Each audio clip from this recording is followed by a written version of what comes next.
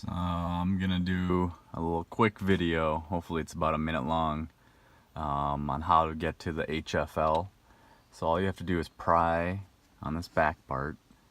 You gotta wedge something, get a butter knife, and let me demonstrate. Put your butter knife in this way, and then kind of just turn. Eventually will pop. It's a very tight tolerance, so you really can't get much access to it. But all you have to do, that's the one clip. And I think you just gotta wiggle it towards you, and it should pop right out. And you got all those cords, right?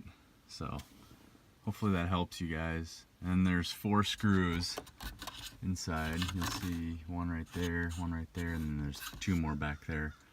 And the HFL module is right in here. So once you get that, it should be all easy mode from that point on. Thanks for tuning in.